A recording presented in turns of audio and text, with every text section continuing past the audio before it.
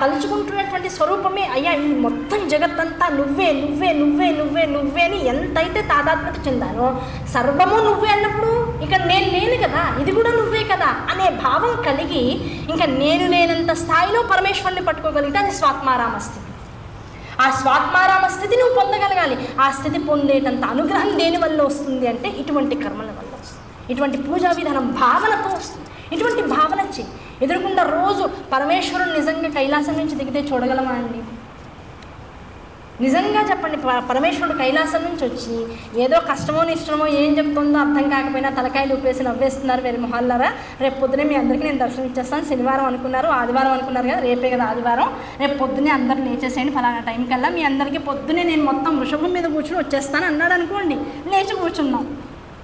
ఎగరాలే నిజంగా వచ్చాడనుకోండి, ఇంకొక మనం ఉంటామా? ఉండడానికి అవకాశం ఉంది? అసలు ఈ కళ్ళతో మనం అటువంటి స్వరూపాన్ని చూడగలమా? అయ్యా నేను ఎదురుకుండానే ఉన్నాను అన్నాడు ఆయన. ఏమండి ఎప్పుడూ ఉన్నట్టే ఉందండి, నా ముందు గోడ, దానికి ఒక టీవీ, ఆ టీవీలో ఏదో సీరియల్ వస్తుంది తప్ప మీరు ఎక్కడ కనబడతలేదో మనం అంటాం. ఆయన అంటాడు ఇంకో ఇక్కడే ఉన్నాను అంటాడు. ఆ ఇక్కడే ఉన్నవాడు కనిపిస్తాను అన్నప్పుడు ఉంటాడు, కనపడకుండా కూడా ఎప్పుడూ అక్కడే ఉంటాడు. నువ్వు కనిపిస్తున్నాడనే భావనతో ఎప్పుడైతే చూస్తావో కనపడాలనేటువంటి సంకల్పం నీలో జనిస్తుంది. ఆ సంకల్పంతో భగవంతుణ్ణి చూడాలనేటువంటి సంకల్పం నీలో వచ్చిన మరుక్షణం సర్వత్రా వ్యాపకమైనటువంటి ఆ భగతత్వాన్ని చూడగలిగేటువంటి శక్తి నీలో ఉత్పన్నమవుతూ ఉంటుంది. నువ్వు చేసే ప్రతి చర్య, ఒక జపం, ఒక హోమం, ఒక అభిషేకం, ఒక రకమైనటువంటి నామ జపం, ఇవన్నీ కూడా సంకల్ప సిద్ధికి నిన్ను ప్రేరేపిస్తూ ఉంటాయి. ఆ సంకల్ప సిద్ధి కోసం ఎప్పుడైతే ప్రేరేపణ అవుతూ జరుగుతూ ఉంటుందో, నువ్వు తినే అన్నం తిన్నా సరే పరమేశ్వర నామంతా తింటుంది. దగ్గొచ్చిన వాసుదేవ నారాయణ, అవునా కదా, ఏదో నామం వస్తూ ఉంటుంది లోపల నుంచి. నువ్వు చేసే ప్రతి పని శివార్పణం. అయ్యవండి శివార్పణం చెప్తున్నారు, మళ్ళీ నారాయణ అంటున్నారు, వాసుదేవ అంటున్నారు, అది ఇది ఒకటైనా మళ్ళీ ఇదంతా శైవం కదా, అదంతా నారాయణం కదా అంటే ఆ వేభాగాలు చూసిన వాడికి ఎక్కడా లేదంతా అధోలోకాలకు వెళ్ళిపోతాడని చెప్తుంది శివపురాణమే. మళ్ళీ శివుడికి అన్ని దేవతలకి తేడా ఏమీ లేదు, అంతా ఒకటే. ఆ ఒకటే అన్న భావాన్ని నువ్వు ముందు పుణికిపుచ్చుకో, అవునా కాదా? దేహంలో ఉన్నటువంటి ఇంద్రియాలు వేరు, ఈ దేహం అంతా వేరు. కానీ అది ఇది కలపకపోతే నువ్వు అనేటువంటి శక్తి లేదు జగత్తులో, చైతన్యము లేదు. ఆ చైతన్యం మొత్తం నిబరీకృతమైనటువంటి స్వరూపంగా కనపడాలి అంటే మొత్తం అన్నీ ఉండవలసింది. ఏది ఎక్కువ కాదు, ఏది తక్కువ కాదు, అన్నీ ఉన్నాయండి. కళ్ళు కనబడవు అంతే, ఏం లాభం? అన్నీ ఉన్నాయండి, జాగ్రత్తగా వినపడదండి, కొద్దిగానే వినపడుతుంది, ఏం లాభం? అన్నీ ఉన్నాయి, రుచి తెలియట్లే, అన్నీ ఉన్నాయి, మాట్లాడలేకపోతున్నాం. అన్నీ మాట్లాడడం వచ్చు, సవ్యంగా మాట్లాడడం రాదు. ఎదుటి వాళ్ళని ఈ చిన్న పరుస్తూ బాధ పెడుతూ మాట్లాడడమే వచ్చు, ఏం లాభం ఇంకా మాట ఉంది? కనుక అన్నీ ఉండాలి, వాటి ఎందుకు భగమును ఉండాలి. ఆ భగములతో కూడుకున్నటువంటి స్వరూపంని సర్వచైతన్య స్వరూపంగా నువ్వు తెలుసుకోగలగాలి. ఆ సర్వచైతన్య స్వరూపంగా తెలుసుకున్న తర్వాత ఇంకా నువ్వు ఇక్కడ లేవు, ఉన్నదంతా చైతన్యమే. అటువంటి స్థితిని పొందగలగాలి. అది శివతత్వంలో ఉన్నటువంటి అంతర్గత రహస్యం. ఆ తత్వాన్ని తెలుసుకుంటే ఇప్పుడు ఏమైపోయింది, మొత్తం 55 రుద్రస్వరూపాలు మన ఎదురుకుండా అనునిత్యము కూడా సంచరిస్తూ ఉంటాయి. ఈ విషయం తెలుసుకుంటే ఎక్కడకు చూసినప్పుడు రుద్ర కళయే కనపడాలి తప్ప అన్యమైన కళ కనపడడానికి అవకాశం లేదు. ఎందుకు నేను తినాలన్నా, నేను తాగాలన్నా, నేను పడుకున్నానన్నా, పడుకుని లేవాలన్నా కూడా ఈ రుద్రకళనే నాకు ఆధారం. ఇప్పుడు అర్థమైపోయింది కదా, ఈ 11 రుద్రకళలు లేకపోతే నేను అనేవాడినే జగత్తులో నేను. ఈ విషయం ఎప్పుడైతే మనసుకు అర్థమైపోతుందో ఈ శివుడు తప్ప అన్యమైనటువంటి వాడు, లింగము తప్ప. లింగం ఇప్పుడు ఎవరు? ఈ దేహధారియే లింగం. ఈ లింగములో కూడా జరిగేటువంటి 11 రుద్రులు 5 రకాలుగా నా యందు నిక్షిప్తమై ఉన్నారు. ఈ 55 రుద్రకళలను నేను అనునిత్యము కూడా దర్శిస్తూ ఉండాలి, స్పర్శిస్తూ ఉండాలి, అనుభవిస్తూ ఉండాలి. ఈ అనుభవం ఎప్పుడైతే నాకు కలుగుతుందో శివానుగ్రహాన్ని సంపూర్ణంగా పొందినట్లే లెక్క. ఏమండి ఇదంతా అంత తేలిక అండి? చెప్పడం బాగుంది, మీరేదో 2 రోజుల పాటు ఆ వ్యాసాలు ఈ కథలు చదివేసి బాగా బట్టి కొట్టేసి మా ముందు చెప్పేస్తున్నారు. మీరు చెప్పగలుగుతున్నారు, మేము ఉంటే వినగలుగుతున్నాం. ఇది ఆచరణలోకి వచ్చేటప్పటికి ఎవరికైనా సాధ్యమవుతుందా? ఈ సాధ్యాసాధ్యాల గురించి జాగ్రత్తగా పట్టుకుంటే ఎంతవరకు మనం ముందుకు వెళ్ళగలం అంటే, సాధ్యము అసాధ్యము అనేటువంటి ఇవి రెండు కలిపితే ఇప్పుడు ఏమవుతాయి? ద్వంద్వాలు అవుతాయి. సుఖము దుఃఖము, సాధ్యము అసాధ్యము, దాంతోపాటు భోగములో ఉండేటువంటి నరకము. భోగం అనేటువంటిది సుఖంగా మనం తీసుకుంటే సుఖానికి అతిరిక్తంగా ఉన్నది నరకం. ఈ ద్వంద్వాలలో నువ్వు ఎన్నాళ్ళైతే కొట్టుమిట్టాడుతూ ఉంటావో ఆ కొట్టుమిట్టాడినన్నాళ్ళు కూడా ఏది సంకల్పం ఉన్నా సరే, ఎలా సంకల్పం బయటికి అంటావంటే, మొన్న చెప్పుకున్నాం కొన్ని రకాలు శ్రద్ధ గురించి చెప్పుకుంటూ, బంధుమిత్రులు ఏమనుకుంటారో అని కొంత శ్రద్ధ చూపించినట్లుగా ఉంటాడు, వాళ్ళ కోసం చేస్తూ ఉంటాడు.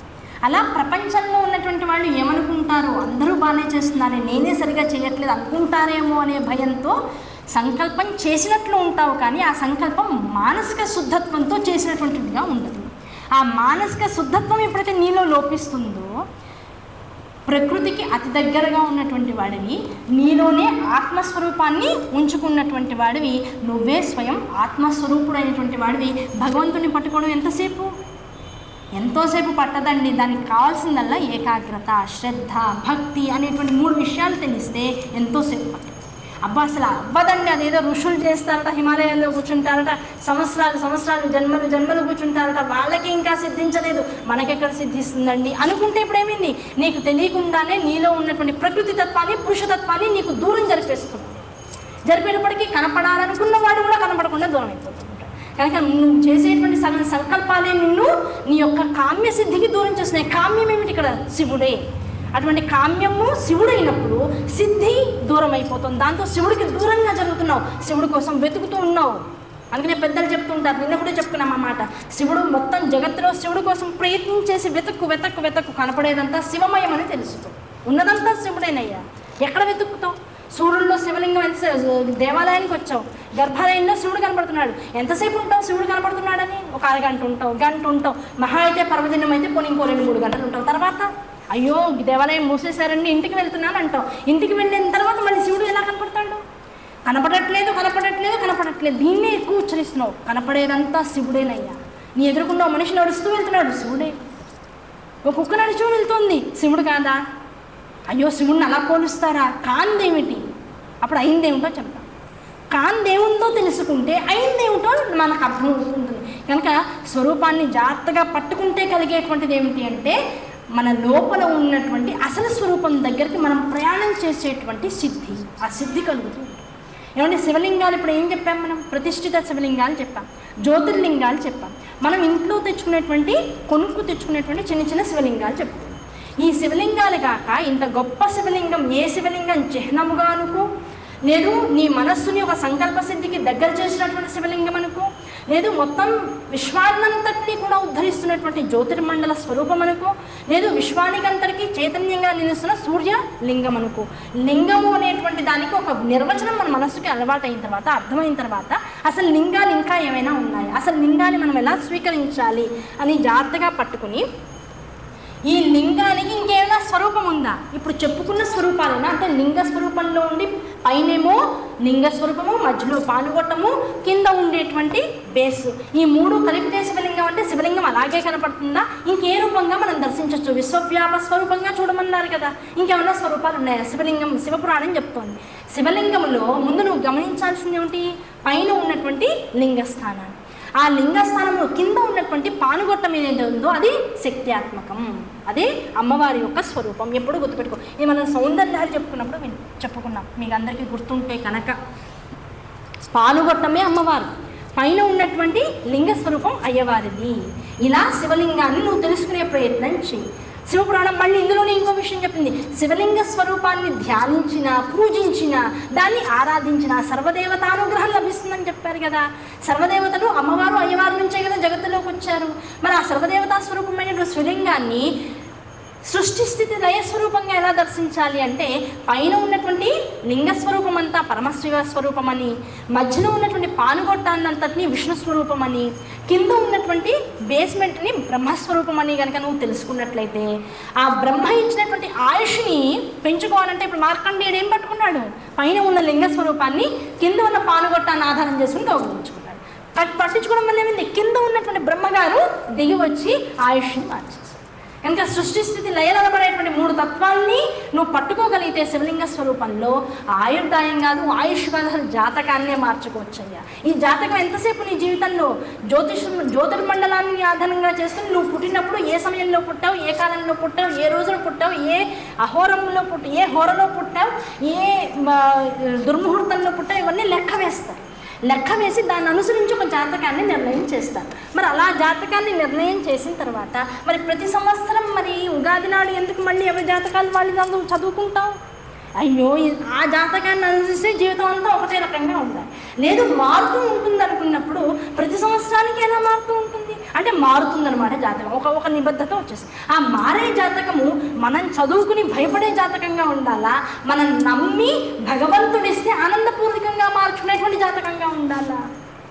ఇప్పుడు జాతకము రేఖాగణితమా, జ్యోతిష్ గణితమా, అంతరిక్ష గణితమా, లేదు నువ్వు చేసేటువంటి పాపపుణ్యాల కొలమానముతో ఉన్నటువంటి లెక్కలతో కూడుకున్నటువంటి గణితమా? ఎవరికి వాడు ఇప్పుడు నిశ్చయం చేసుకోవాలి.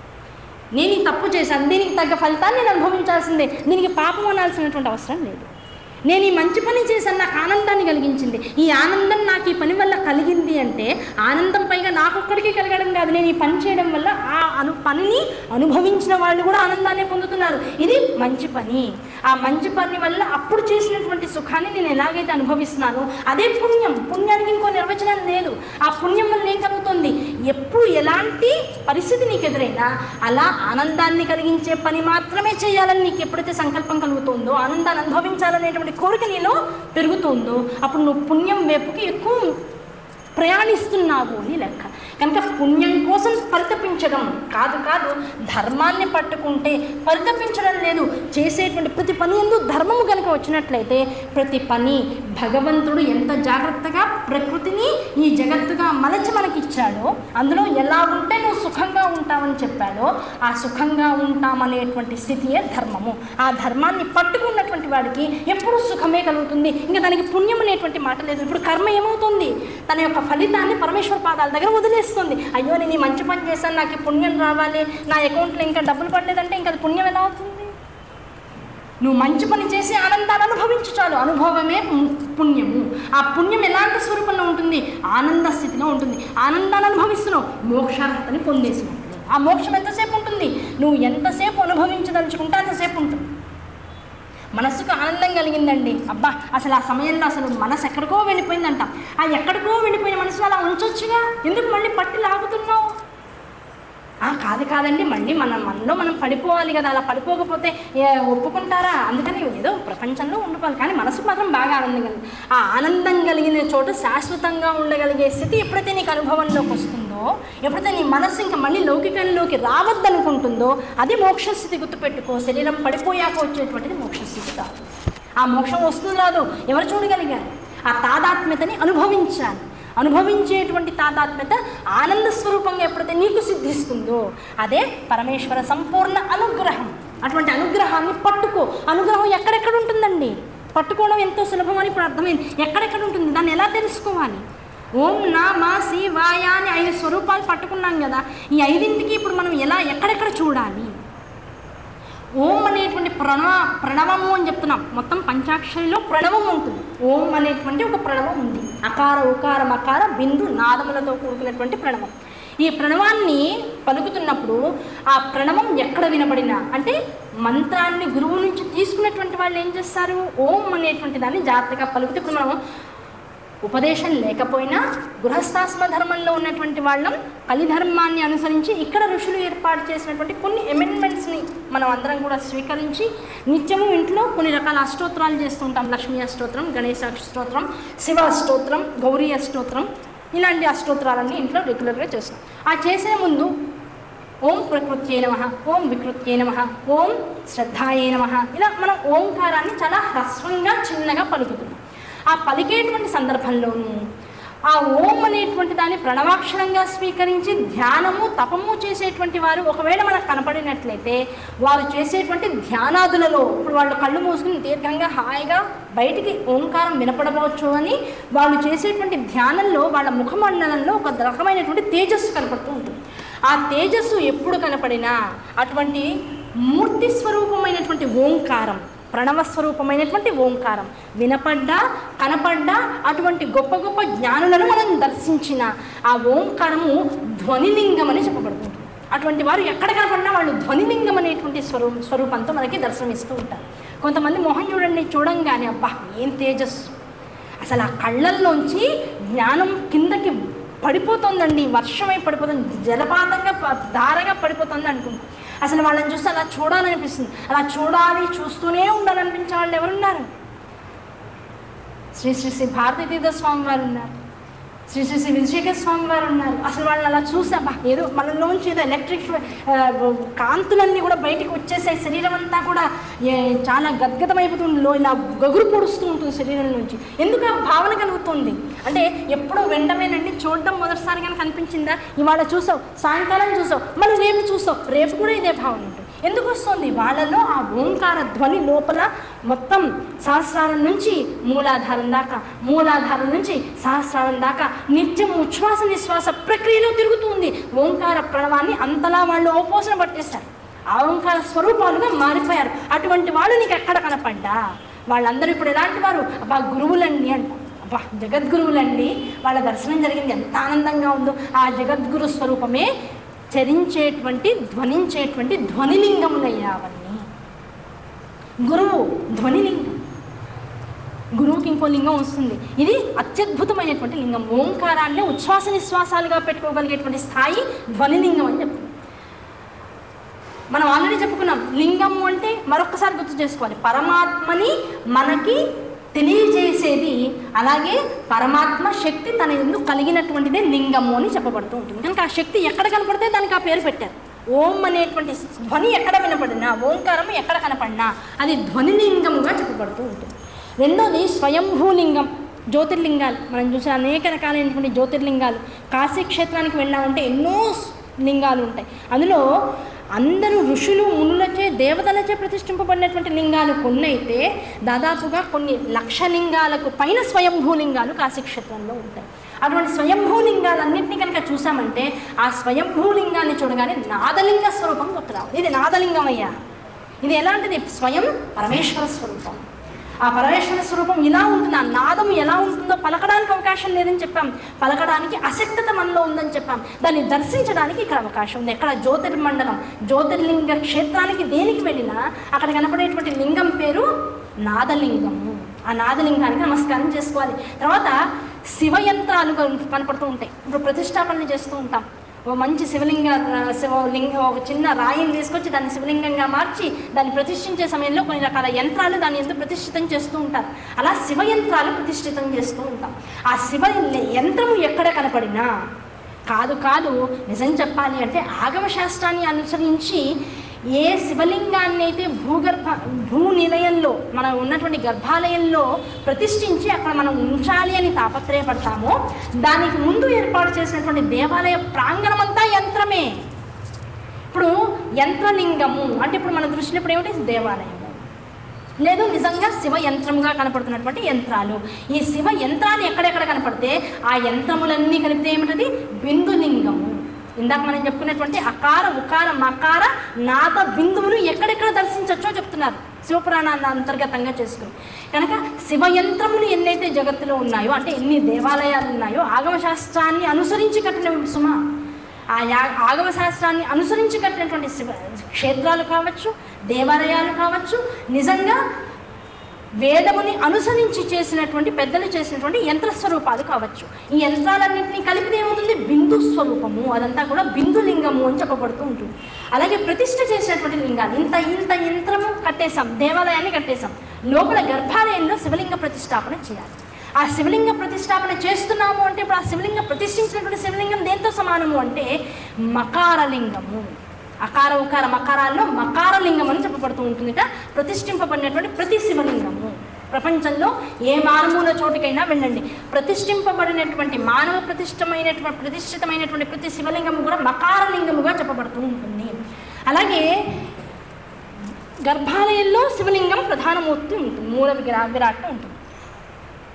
శివపార్వతులకి వివాహం చేసే సమయంలో కొన్ని ఉత్సవ విగ్రహాలను ఉంటాయి. ఆ ఉత్సవ విగ్రహాలని బయటికి తీసుకొచ్చి వివాహం చేసి తర్వాత ఆ కళ్యాణ మూర్తుల్ని చక్కగా పల్లకీలో పెట్టి చక్కగా మూర్తుల్ని మొత్తం 4 చెరుగులా తిప్పుతూ ఉంటాం. వాటిని మనము ఉత్సవమూర్తులు అని చెప్తూ ఉంటాం. ఆ ఉత్సవమూర్తులు ఎక్కడెక్కడ ఉన్నాయో, ఏమంటే శివలింగానికి ఒక్కదానికే ఈ పేరా అంటే శివలింగము కానిది ఏదీ లేదు జగత్తులో, అన్ని శివలింగము నుంచి ఉద్భవించాయి. కనుక నువ్వు శివస్వరూపుడైనటువంటి పార్వతీ పరమేశ్వరుల ఉత్సవమూర్తులను చూస్తున్నావా, రాముడు సీతమ్మ వారి ఉత్సవమూర్తులను చూస్తున్నావా, లేకపోతే ఇంకో చోటుకి వెళ్ళి ఇంకో సుబ్రహ్మణ్యేశ్వర స్వామి వల్లి దేవసేన సమేతంగా చూస్తున్నావా, సిద్ధి బుద్ధి సమేత గణేశ్వరుని చూస్తున్నావా, నువ్వు ఎవరినైనా చూడు ప్రపంచంలో ఆ మూల విరాట్టు ఏదైతే ఉందో అది లింగం నుంచి ఉద్భవించినదే. కనుక అలా లింగ స్వరూపముగా ఉన్నటువంటి ఉత్సవ లింగములు ఎన్నైతే నీకు కనపడతాయో, ఇప్పుడు మనం రోడ్డు మీద వెళ్తూ ఉన్నాం, ఏదో ఆలయంలో కళ్యాణం జరిగింది, లేకపోతే ఎవరో చేయించారు, వెంకటేశ్వర స్వామి యొక్క ఉత్సవ విగ్రహాలు చక్కగా పల్లకిలో పెట్టి వాళ్ళు ఊరేగిస్తున్నారు. వెంటనే శ్రద్ధాళువులైన వాళ్ళు ఏం చేస్తారు, కాళ్ళకు ఉన్నటువంటి చెప్పులు విప్పేసి సైడ్లో పెట్టేసి ఒకసారి నమస్కారం చేసుకుని, వీళ్ళైతే సాష్టాంగ నమస్కారం మగవాళ్ళు, పంచాంగ నమస్కారం ఆడవాళ్ళు చేసుకుని ఒకసారి అక్కడ కాసేపు మౌనంగా నించుంటారు. ఎందుకు దానిక, ఇది దేవుడు కనుక అలా చెప్పులతో ఎదురెళ్ళకూడదు కనుక కాదు. ఆ ఉత్సవమూర్తి ఏదైతే ఉందో అది ఉకారలింగము. ఆ ఉకార శబ్దం ఎలాంటిది అంటే మనలో ఉన్నటువంటి హృదయ స్థానానికి విశేషంగా నిలుస్తూ ఉంటుంది, ప్రాతినిధ్యం వహిస్తూ ఉంటుంది. ఆ ఉకారలింగం కాసేపు తుమ్ము వస్తే చిరంజీవ అని అంటూ ఉంటారు పెద్దవాళ్ళు. తుమ్ము వచ్చిందనుకోండి, గట్టిగా పెద్దగా తుమ్మామనుకోండి, వెంటనే చిరంజీవ చిరంజీవ అంటుంటారు. ఒకటే 3-4 సార్లు తుమ్ములు వచ్చాయనుకో, చిరంజీవ సుఖీభవ సుఖీభవ బ్రహ్మంతాయుషు, ఇంకో ఆయుష్ అని ఇంకా జాగ్రత్తగా ఆశీర్వదిస్తుంటారు. ఎందుకని ఆశీర్వదించడము అంటే, హృదయస్థానం అనేటువంటి దానిలో గుండె తుమ్ము వచ్చినప్పుడు అర సెకండ్లో పావు వంతు అనుకోండి, లేకపోతే ఇంకో సగం వంతు అనుకోండి, నిమిషం ఆగి మళ్ళీ కొట్టుకుంటూ ఉంటుంది. అలా ఒక తుమ్ము వస్తేనే శరీరంలో పనిచేయడానికి అన్నింటికీ కేంద్రస్థానమైనటువంటి హృదయం కాసేపు, గుండె కాసేపు ఆగి కొట్టుకుంటుందంటేనే చిరంజీవ చిరంజీవి అనాలంటే, ఆ హృదయస్థానానికి ప్రతీకైనటువంటి మూల విరాట్ ఉత్సవ విగ్రహంగా రోడ్డు మీద వస్తుంది. దాన్ని వదిలి ముందుకెళ్ళామంటే గుండె నీ మాట ఇంకా వినదు అని అర్థం. అందుకని ఒక నిమిషం ఆగి నమస్కారం చేసుకుని ముందుకు. ఈ విషయం తెలియకుండా భయపడో లేకపోతే ఇదేదో మా పెద్దవాళ్ళు చేశారని చేస్తూ పోవడమే తప్ప అంతర్రహస్యం అనేది. ఆ హృదయస్థానానికి మూలము ఉకారము. ఆ ఉకారం స్వరూపమైనటువంటి లింగం మన ఎదురుకుండా వస్తుంది ఉత్సవమూర్తిగా. అందుకని ఒక నిమిషం ఆగు, శ్రద్ధగా దాన్ని పరికించు, నమస్కరించు. అయ్యా నువ్వు ఉండబట్టి శరీరం ఇంత నడుస్తుంది, ఈ లింగం ఇంత నడవడానికి నువ్వేనయ్యా ఉకారలింగానికి కారణం. ఇంక ఇవాళ నుంచి అందరూ అన్ని రకాల దేవతాలయాల్లోనూ వాళ్ళకి నచ్చిన పేర్లు పెట్టారు స్వామికి. ఇవాళ నుంచి ఎలాంటి ప్రతిష్ఠిత లింగమో చూసుకుంటే మనకి మనం ఈ పురాణాంతర్గతంగా మనం పేర్లు పెట్టుకోవచ్చు. ఇది ఉకారలింగం, అది మకారలింగం, అది ధ్వనిలింగమైనటువంటిది, అదే తేజోలింగం. దాంతోపాటుగా నాదలింగం, తనంతట తానుగా వెలిసి స్వయంభూలింగాలన్నీ వాళ్ళ నుంచి నాదలింగాలని చెప్పబడుతూ ఉంటాయి. యంత్రాలన్నీ బిందులింగాలని చెప్పబడుతూ ఉంటాయి. అవునా కదా? మనకే ఇప్పుడు తెలిసిపోతూ ఉంటుంది. ఇప్పుడు మనం ఎవరు దాని గొప్పతనం మనకు చెప్పక్కర్లా, మనకే దాని యొక్క గొప్పతనం అర్థమవుతుంది. శివపురాణం అంత విజ్ఞానాన్ని ఇస్తుంది. ఇది గమనించాల్సిన విషయం. ఉత్సవమూర్తులు ఎక్కడ కనబడితే అవి ఉకారలింగాలని చెప్పుకున్నాం. ఉత్సవమూర్తుల తర్వాత శివ విద్యని మనకి తెలిపి, శివుడి యొక్క గొప్పతనాన్ని మనకు అర్థమయ్యే రీతిలోకి తీసుకొచ్చి, ఆ శివ విద్య ద్వారా శివ ఉపచారాలు ఎలా చేయాలో చెప్పి, ఆ ఉపచారాలన్నీ చేసినటువంటి వాళ్ళలో శ్రద్ధ ఎంత ఉందో చూసుకుని, కొన్ని సంవత్సరాలు వాడిని పరికించి జాగ్రత్తగా గమనించి, వీడు దీనికి యోగ్యుడు అని తెలుసుకుని వాడికి జాగ్రత్తగా